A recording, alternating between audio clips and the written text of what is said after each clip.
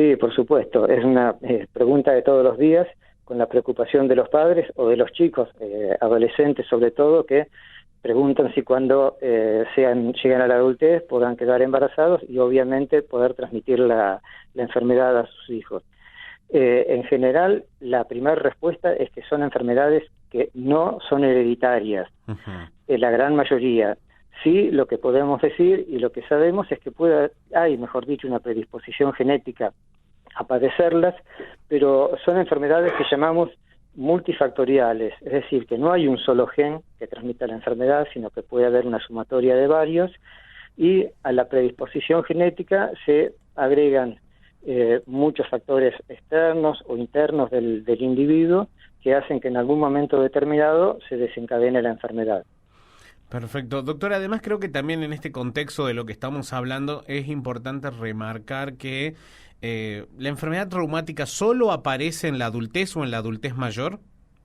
No, ese es un error de concepto que hace años que venimos trabajando y afortunadamente a través de estos talleres y de las campañas de difusión que se ha hecho se ha aclarado bastante el panorama.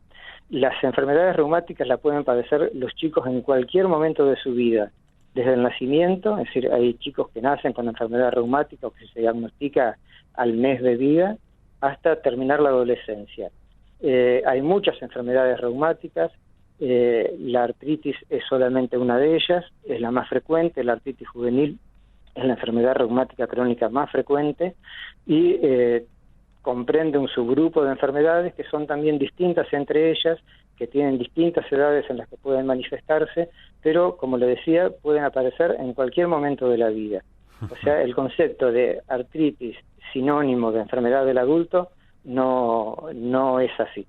Perfecto. Y doctor, y cuando, por ejemplo, ¿no? Una persona que sabe desde temprana edad o desde muy joven que vive con una enfermedad reumática, recibió el diagnóstico, supongamos, de alguna de ellas, que es un conjunto bastante grande, también hay que decirlo, durante el embarazo, digamos, ¿no? Esa pregunta también debe aparecer y debe formar parte del asesoramiento que seguramente los médicos le hacen a la paciente, sobre todo, y a la pareja, porque debe ser una de las grandes incógnitas también ya en el momento del embarazo, cuando uno es el que vive con la enfermedad.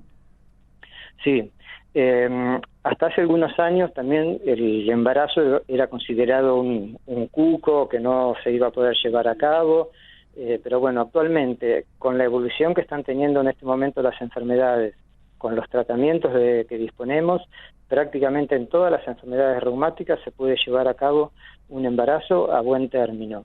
Lo que es fundamental para esto es que el embarazo sea planificado y que la enfermedad de base esté bien controlada. Porque tanto como la enfermedad, lo que interesa son los tratamientos que está recibiendo esa mamá embarazada.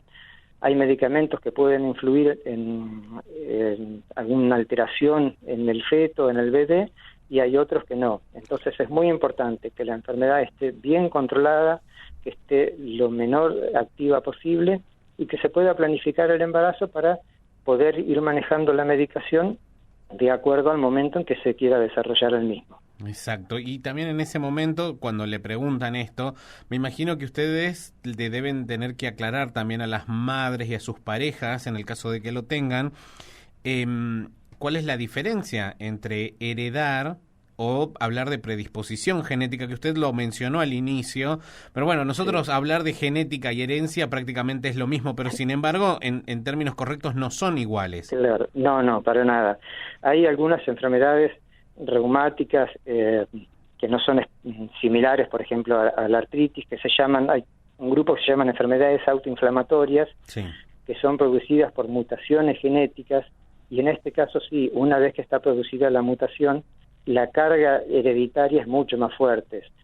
Son enfermedades que se heredan en forma autosómica recesiva, es decir, que la posibilidad de herencia va a depender de que el gen afectado lo tengan los dos padres. Eso por un lado, pero por otro lado, por ejemplo, con la artritis reumatoidea, que es la enfermedad reumática también más frecuente en la población adulta, un 1% de la población adulta se calcula que tiene artritis reumatoidea. en ese caso la posibilidad de herencia en el bebé o en el niño es ínfima, es mínima. O sea que en ese sentido lo que le damos es tranquilidad a los papás.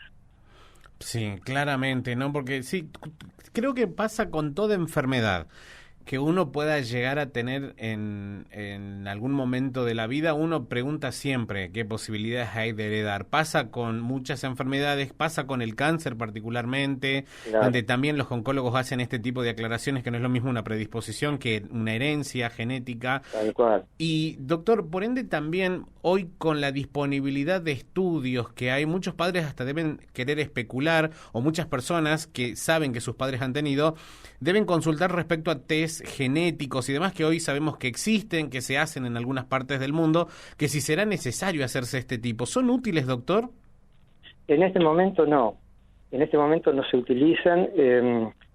Se utilizan los test genéticos sobre todo para ver este tipo de enfermedades, como le mencionaba recién, que son ocasionadas por mutaciones.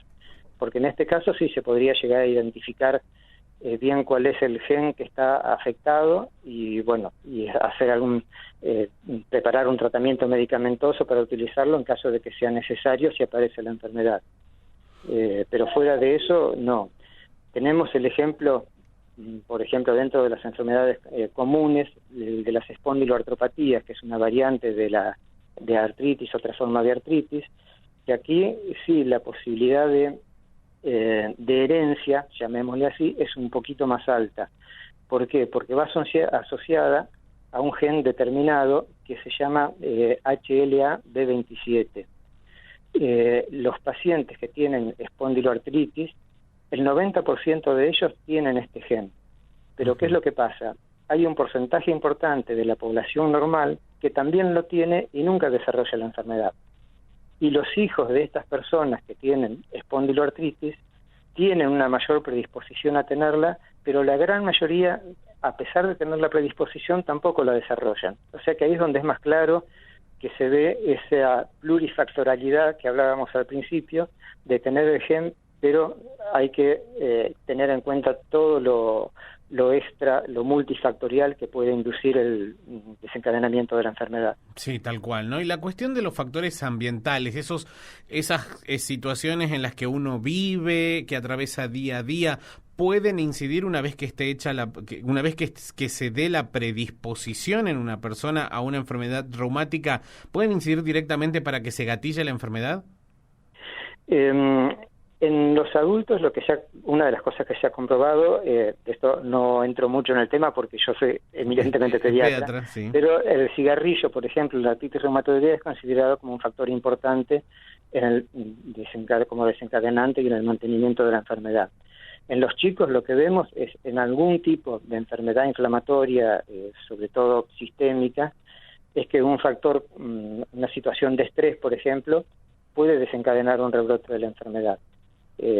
Así que no estamos hablando de un factor ambiental, pero hablamos de un factor extragenético que incide en el desarrollo de la misma. Sí, por supuesto que sí.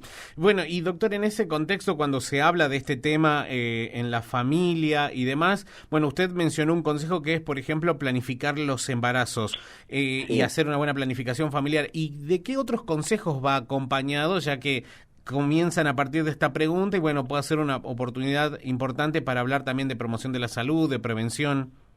Sí, lo fundamental acá que acompaña todo esto es lo que le decimos a todos los pacientes nuestros, a la población adulta es lo mismo, es tratar de mantener una vida sana, una alimentación adecuada, es fundamental el ejercicio, la actividad física para mantener una buena musculatura, un buen desarrollo muscular, una buena masa ósea, que son todos elementos que van a ayudar, tanto en el caso de los pacientes que tienen artritis o alguna de estas enfermedades, como en el resto de los chicos, a tener una vida saludable, digámosle así, y con menos posibilidad de complicaciones.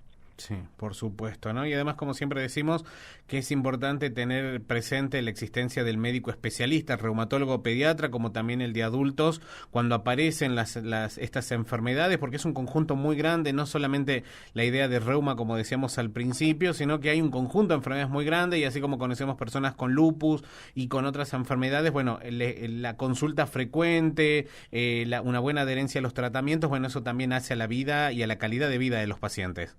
Sí, es un punto muy importante y le agradezco que lo traiga a colación, porque está demostrado que el pronóstico de las enfermedades reumáticas en los chicos está directamente relacionado con la rapidez con que se haga el diagnóstico y se instituya el tratamiento. Mientras más tiempo se tarde para llegar al diagnóstico y comenzar el tratamiento específico, hay más posibilidades de que se produzcan secuelas que muchas de ellas después van a ser irreversibles.